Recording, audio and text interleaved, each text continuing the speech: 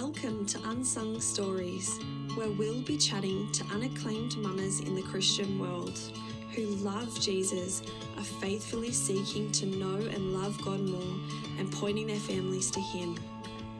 I'm your host, Laura Smith, and I hope that you will find solidarity with a regular mum living out the gospel in regular ways and be encouraged in your own unsung story. Thanks for joining us. Well, hello there and welcome to another episode of Unsung Stories.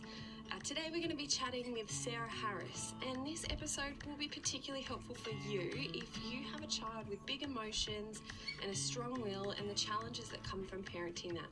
And if that's not you, I reckon it'll still be helpful, as Sarah has some great advice as she reflects on the last 12 years and her experience of parenting. But before we begin, I'd love it if you could help our show. Firstly, by praying for us, that God would encourage you and other mums through it.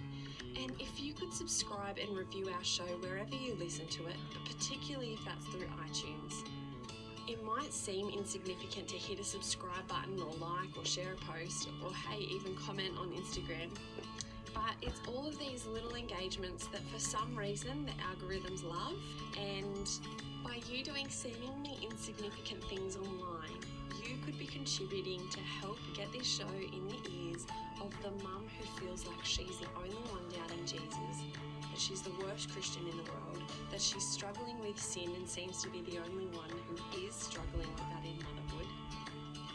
So please partner with us and engage with us online and just do what we need to do to make the algorithm like us.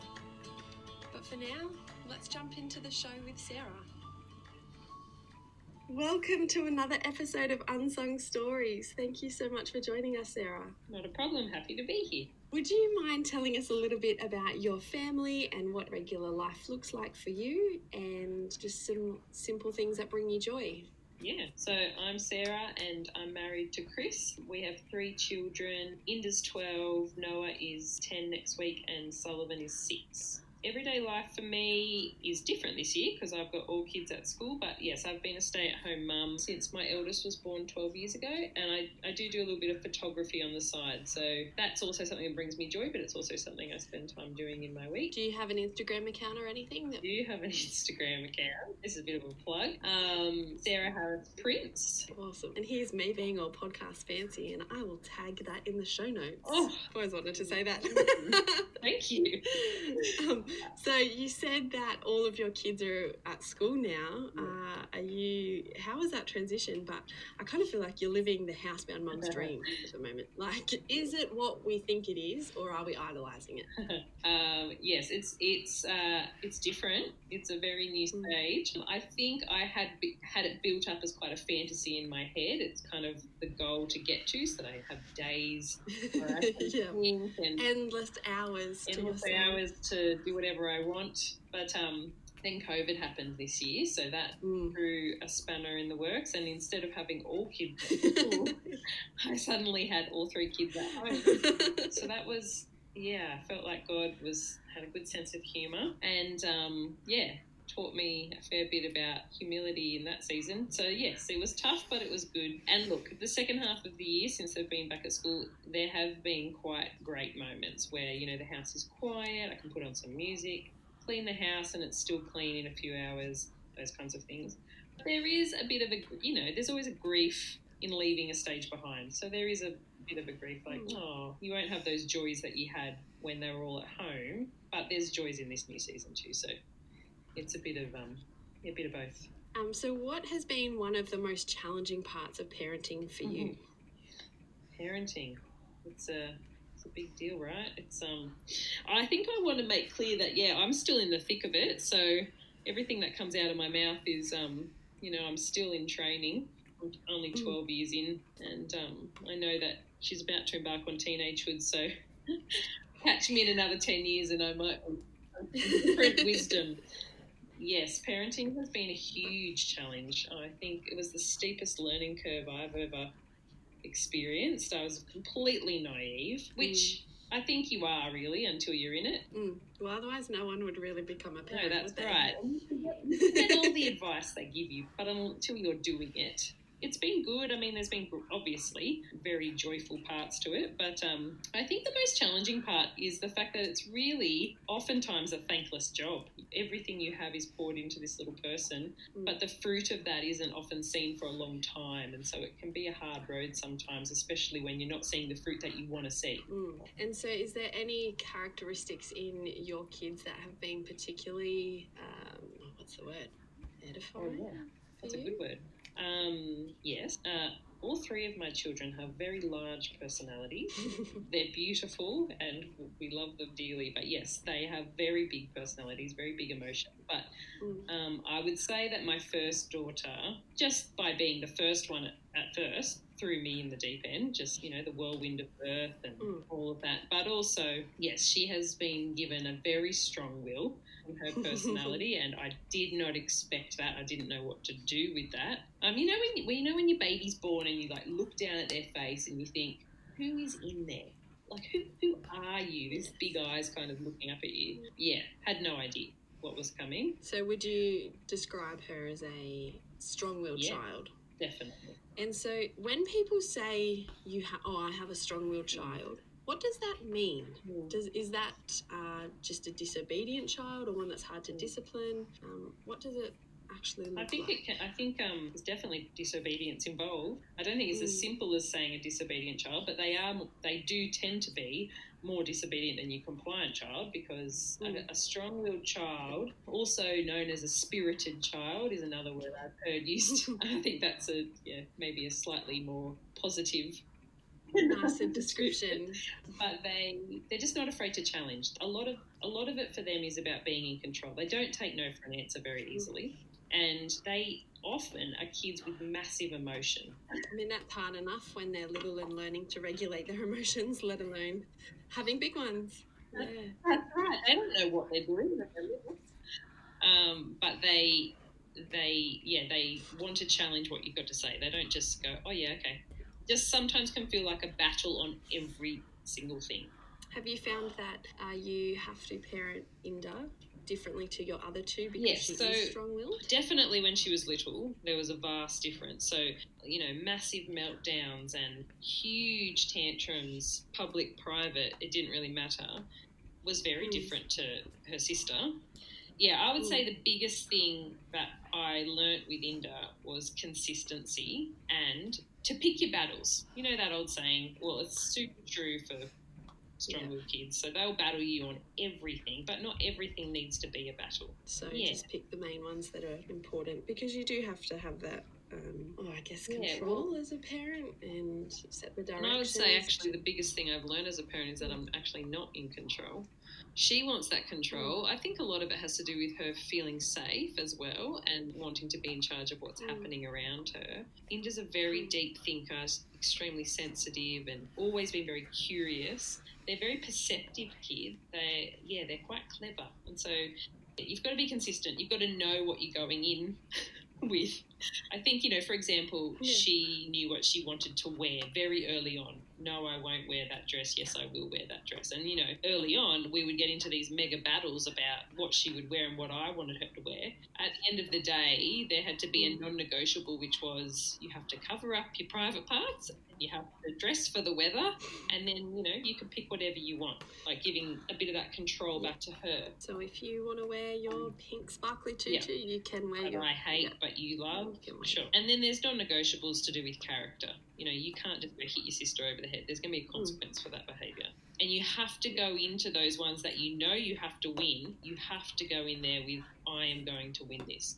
And that doesn't mean getting angry or losing your temper. It just means staying calm, repeating the same thing, and not budging. Yeah. Put this boundary in place. And it's going to take you a while to accept it, and you may completely freak out with frustration, but you will eventually calm down. If the consistency's there, my experience has been that they do accept it eventually.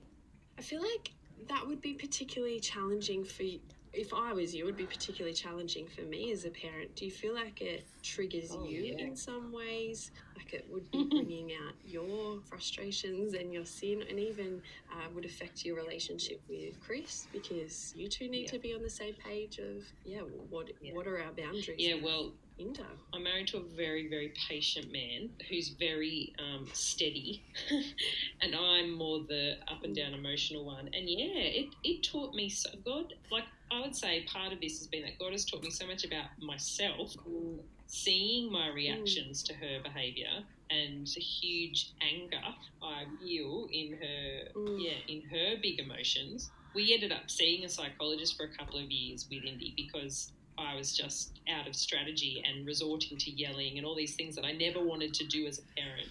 So we went to see somebody just to kind of help me understand Inda and help and Chris and help strategies to kind of help us out.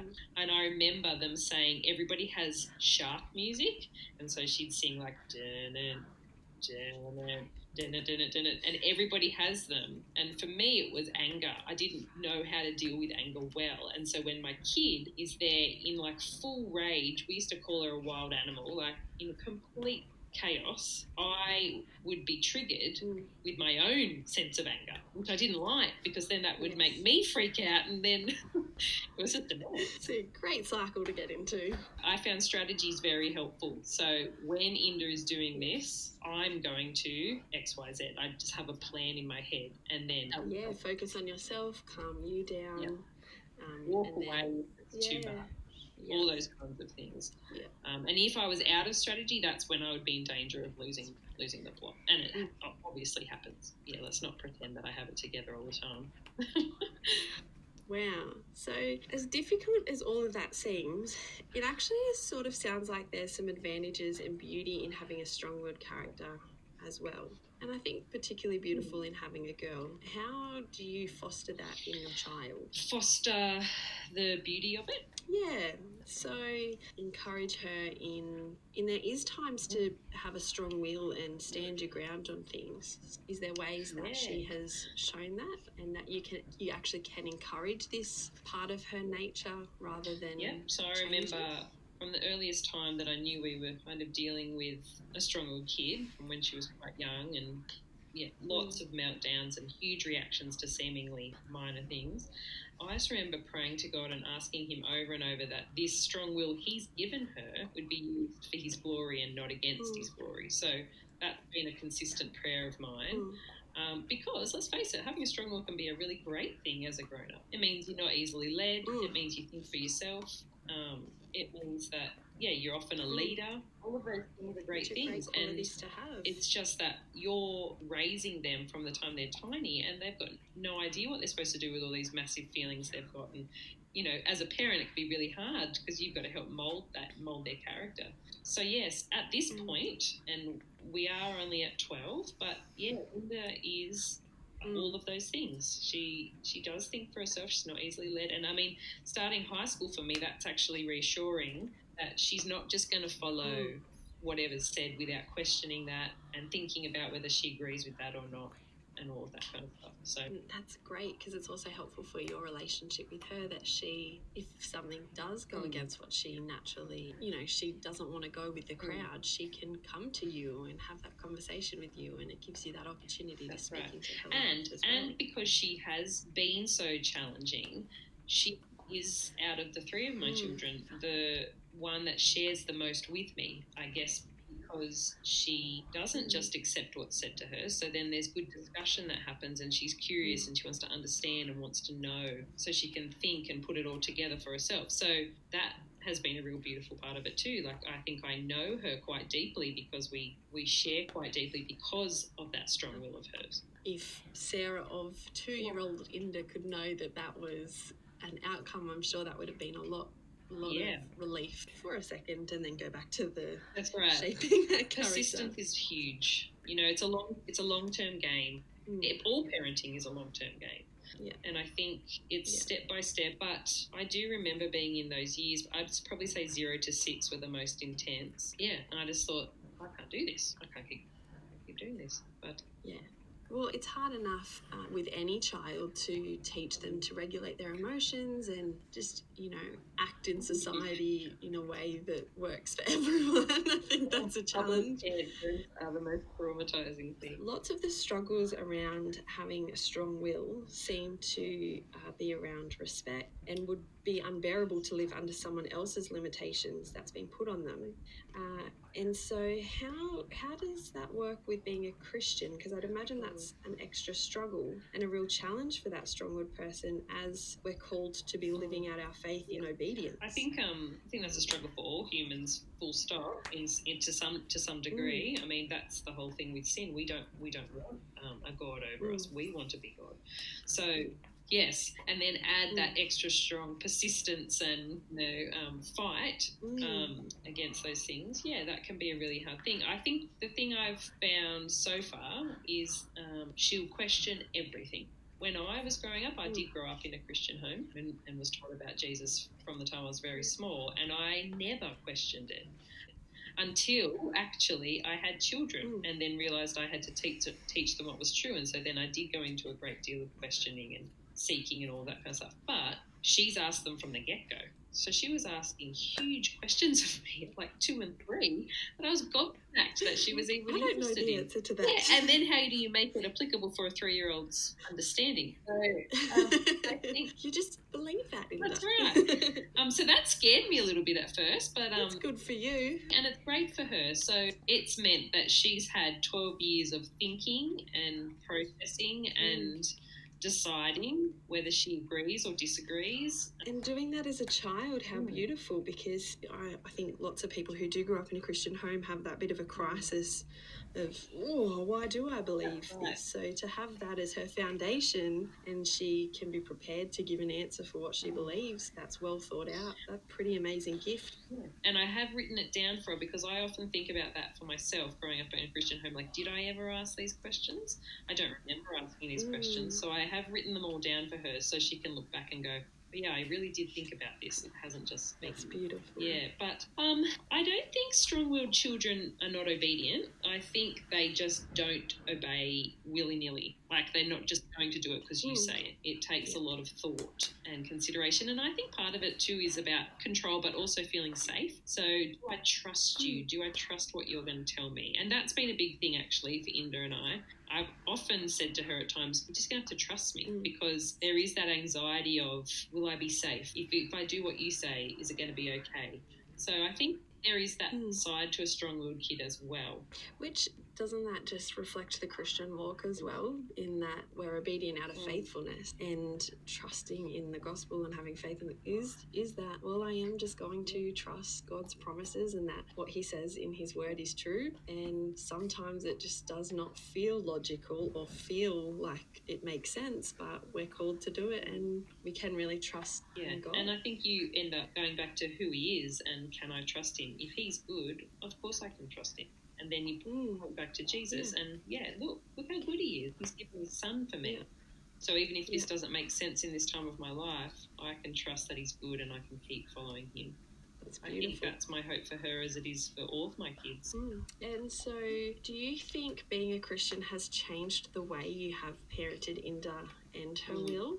I think that if I didn't have Jesus in those years, it would have been much, much harder. Having a God to go to who listen and hears you, who's made the child and given it to you, it's very comforting and helpful to be able to cry out to that God and say, help me. I don't know what I'm doing. I don't want to ruin this. I've been entrusted with such a precious gift and you've given her these qualities. Help me mould these qualities because I don't know what to do. It also allows you to reflect on your relationship with God because a lot of what I've learnt in parenting is that I act exactly the same way towards God. So, Great humbler, isn't it? It is. So the amount of patience and persistence he's had with me over my lifetime and grace poured out when I kind of don't want to do what he wants me to do and I disobey him all the time. And it is that beauty of teaching your children about forgiveness and teaching them how to ask for forgiveness but also being able to ask them for forgiveness when you've done the wrong thing and show them that you too need Jesus. I do think that has deepened my relationship with God, and it's deepened my trust in him too, because I can't save her. No matter the best job I do in the world. I mean, God had such rebellious children, has such rebellious children as well, and he's so holy and perfect. So even if I was the most perfect parent, there's no guarantee that she'll know and love Jesus. Although, in saying that, it's not irrelevant what you do either. But you can't save them. I think that was a big thing for me. You can't save them. No, I can be faithful to God and do my best in teaching her to go to him. But at the end of the day, I can't control that. That's a hard place for any mum to come to, but helpful and humbling. So I just think pouring out your heart to God is a very valuable skill, and How do you press on in parenting when you feel at the end of your rope? Just thinking of the mum who probably has that 0 to 6 year old, do you have any hope or encouragement for her, or even any practical advice of things that have helped? I'd take a deep breath and have a good cry, because sometimes that can feel really, really good. And I would remind her that tomorrow is a new day. But again, I would encourage her, pull out her Bible. The Psalms are so helpful because they articulate a lot of these feelings, and use them to talk to God, use them to cry out to him and ask for, help in sustaining you and pushing on. And then I used to ring my mum a lot. If not your mum, then maybe a close friend or something like that, where you can just debrief, get out how you're feeling as well. That was always helpful for me, and to have someone kind of put it back into perspective a little bit, because it can feel very overwhelming at times, and it's just nice to hear. Even, I tell you what I used to love. I used to love when I'd rock up to church for creche, and then hear mum on helping, and she's had a strong-willed child, and just being able to say, look, this is Inda, this might happen this morning, I'm really sorry, this is what we do, and freaking out a little bit, leaving her there and worrying what's going to happen, and her saying, it's fine, my, whoever was very similar, and now he's la la la. And that used to be very helpful for me to go, oh, she understands. Okay, good, I can leave her there. I reckon I read a lot of books as well. I just wanted strategy. I just wanted a plan. And when my plans fell apart, I just needed another plan. Just need that list that you can work through. Okay, the plane engine is crashing. What do I do? Give me my 10 steps. And that's right. How easy would that be? Oh, tick a box. Instruction manual for children.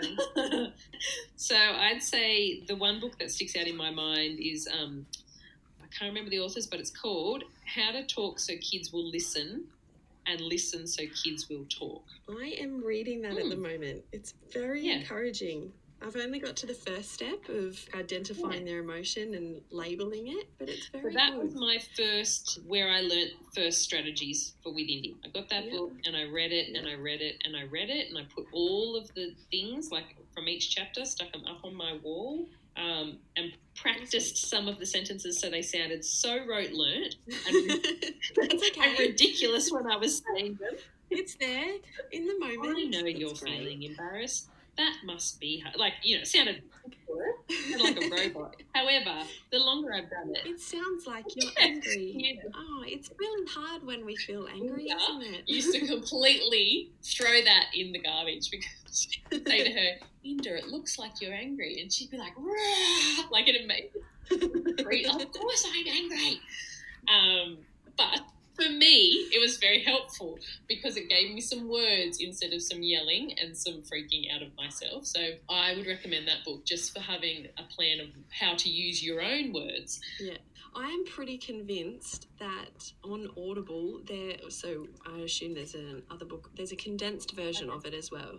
So if you are time poor, they've just summed it up for everything you need to know. Have a read of that, and then when you've got some more time, go and read the reasoning behind it. So, I found that helpful. I mean, I read them all. I read Raising the Strong-Willed Child by James Dobson, all those, but that's the one that stuck out for me the most because it gave me some strategy. Great. I would also encourage people to go and see a counsellor or a psychologist for themselves as well, because I know for me, I've, struggled with anger or not knowing what to do, or why am I reacting this way? And when they really push your buttons, it's been really helpful to have time where I can talk to someone for an hour and figure out what's actually going on for me, and someone workshopping me in that moment so that I can work through my reactions, and then I can model that to them and help them with the same things. Because really, we're going through the same thing. I'm having an emotional outburst of, I don't know how to do this, because they're not knowing how to do something. Yes, absolutely.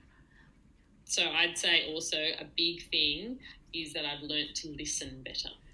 I think listening to what your kid is saying is very helpful as well, for trying to understand where they're coming from before you react. And that's harder to do when they're tiny, of course, but as they get older and are able to have more articulation of what's going on for them, that's been very helpful as well.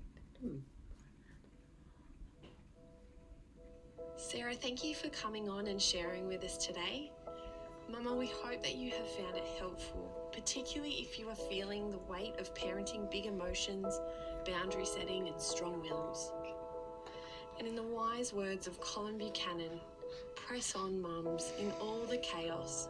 Look to Jesus through the tears. Press on, mums, God will guide you in these precious tender years. And in all you do it for Jesus, who won you life and free forgiveness. Yesterday, today, he is the same. All you do it in Jesus' name. So why don't you stop and take a minute and pray to your loving Heavenly Father who's there for you to throw yourself onto.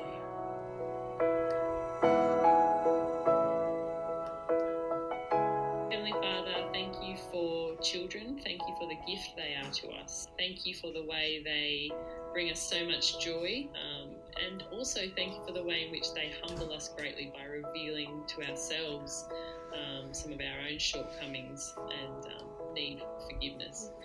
I pray for the mum out there who's just so weary, who's just tired and feels that all their efforts are producing zero fruit, and every day's a battle, every moment's a battle, nothing's easy. I pray that you would please be near to them, help them to run to you, help them to know that you listen, you care, and you are growing and shaping and moulding them in this season. I pray that you would give them perseverance and people around them to help hold them up when they feel like they're falling over, and people to talk to and strategies to use to help raise these children in their character. And we pray ultimately that they would be used for your glory, that they would be great workers for your harvest. They might be the leaders and the people who can articulate the gospel well and well thought out.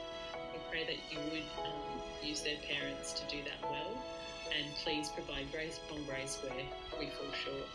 And I pray for the parents who are going well at the moment. Thank you for that, Lord. Please encourage them and give them great joy, but still continue, Lord, to help them be on their knees before you, praying for their children. And the grace that you've shown us to be shown to their children also. We pray all this in Jesus' name. Amen. Amen.